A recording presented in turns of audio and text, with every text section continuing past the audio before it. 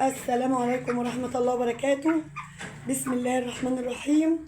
اللهم صل وسلم وزد وبارك عليك يا حبيبي يا شفيعي يا رسول الله. صلوا على الرسول حبيبنا وشفعنا محمد صلى الله عليه وسلم. ما تنسوناش في اللايكات الحلوة والاشتراكات في القناة فضلا منكم طبعا وليس امر. الاول كده بس نشوف الحمام قبل ما يختفي. بصوا اعزكم الله، طبعا الحمام اهو قبل ما ينزل تحت اهو برضه نازل تحت اهو. لو انتوا لاحظتوا اهو الارضيه تحت خالص اهو. حمام اهو برضه الطبيعي. نشوف حته تانيه كده، مكان تاني. اللمه دي بص برضه لقينا اهو يا جماعه برضه اهو. الحمد لله مفيش اي تغيير اهو. الحمام اهو في الارضيه تحت. بصوا الحمام في الارضيه تحت عامل ازاي. اعزكم الله طبعا اهو.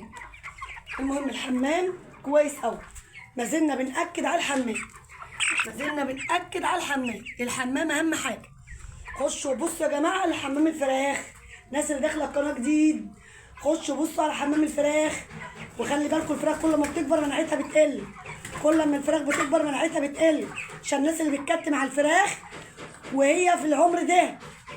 الناس اللي بتكتم على الفراخ بالذات من بعد العمر ال 30 يوم. مناعتها بتقل. تهويه خلوا بالكم يا جماعه، ما تكتموش. هما مش لسه عمر يوم عايزين تدفئه، لا ده فراخ ريشت وفراخ خلاص قربت على الذبح. فلازم تهويه كويسه عشان الفراخ ما يجيلهاش احتباس حراري. وخشوا بصوا على جسم الفراخ تاني وتالت ورابع. جسم الفرخ لو قدامك محمر كده زي ما انتوا شايفين اهو كده خلاص. جسم الفرخ لو احمر زي ما انتوا شايفين كده الطبيعي بقى بتاعه اهو كده خلاص اهو. بصوا جسم الفرخ اهو. خشوا بصوا على جسم الفراخ. لقيتوا جسم الفراخ محمر كده يبقى كويس. الفراخ اهو. بصوا يا جماعه جسم الفراخ اهو. بقرب الكاميرا عشان تشوفوا اكتر. هناك اهو فراخ بسم الله ما شاء الله اهو. جسم الفراخ محمر كده يبقى كده خلاص الفراخ كويسه. الفراخ جسمها مزرق يبقى ايه؟ يبقى كده في مشكله. لا في احتباس حراري في المكان لا سموم في العلف. يعني ايه يا ام مصطفى؟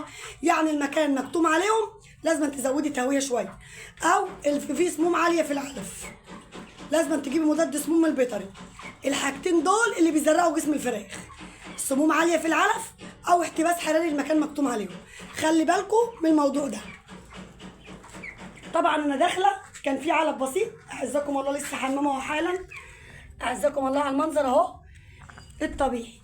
طبعا انا كنت داخله في علف بس انا زودت الثلاث علفات اهو زودتهم ولسه مزوده. دي كان في علف بسيط بس السقايات ما رضيتش اغيرها ولا اجي يمتها الا لما تشوفوها. السقايه تعتبر خلصانه وسقايه. طبعا ده عسل وخل. كنت حاطه الصبح عسل وخل. دلوقتي ايه؟ وامبارح كنت عامله لكم سقوه الشعير بالليل. دلوقتي هنحط ميه بيضه بس. وكل اللي انا حطيته على العلف للامانه حطيت بتاع ده اللهم صل عليك يا نبي. اسمه ايه؟ نشا. حطيت نشا. كل اللي انا حطيته على العلف نشا. كوكايه من الاسهالات. مفيش اسهالات. الحمام كويس جدا بس برضو بحافظ على فراخي. معلقه او معلقتين نشا، او عندك برضو رز مطحون حطيه. كوكايه من على فراخك. برضو بتحطي عسل، بتحطي خميره، بتحطي حلبه. الحاجات دي كلها كويسه جدا لزياده الوزن. بس لو في الفراخ عندها اسهالات بتزود الاسهالات. اي نعم انا ما عنديش الكلام ده بس بحط كوكايه. انا بحط الحاجات دي كوكايه. النهارده عمر الفراخ كام يوم يا ام مصطفى؟ 31 يوم. عمر الفراخ 31 يوم. وطبعا نزلت لكم امبارح الوزن بتاع ال 30 يوم. بسم الله ما شاء الله كويس جدا والحمد لله. يعني الموازين وزن الفراخ عجبني بصراحه بسم الله ما شاء الله. وما زلنا على الارضيات البلاستيك. النهارده عمره 31 يوم وما زلنا على الارضيات البلاستيك. ولا في ريحه ولا في امونيا ولا في اي حاجه. ليه؟ لان الجو سقع. معلش يا جماعه لو انتوا سامعين خبط بره. في ورش عندي على باب الشارع. ربنا يعين كل واحد يا رب على حاله. انا بصور بالليل بس في ورش شغاله بره الله يعينهم على حالهم. فالجو سقع. قلنا ارضيات البلاستيك دي مش هتحس بحلاوتها ويعني وفايدتها الا في الشتاء. في عز الشتاء هتحطي وتنسي. هتحطي وتنسي.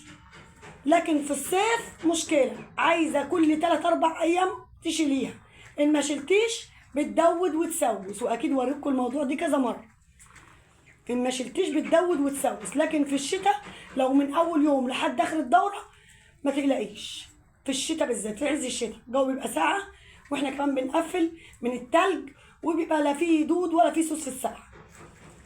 وبرده اما نيجي ننهي الدوره بتاعه الفراخ هوريكم، برضه هوريكم الحاجه على الطبيعه، هوريكم الارضيات البلاستيك دي انا حطاها من عمر 20 يوم. وبرده لما جيت اشيل شبكه تحضير لغايه لما الفراخ تمت 20 يوم وريكم، ما كانش فيه لا سوسه ولا دوده، وريكم على الطبيعه. يعني احنا حاطين الارضيات البلاستيك دي لما الفراخ تمت 20 يوم، يعني حضرنا 20 يوم على ارضيات البلاستيك والشبك، وال20 يوم كنا شلنا الشبك وحضرنا على ارضيات البلاستيك تلقائي. برضه زي ما شلنا اول 20 يوم ووريكم، برضه ال20 يوم التانيين ربنا يعني يعدي الدوره على خير. وقبل ما اذبح هوريكم،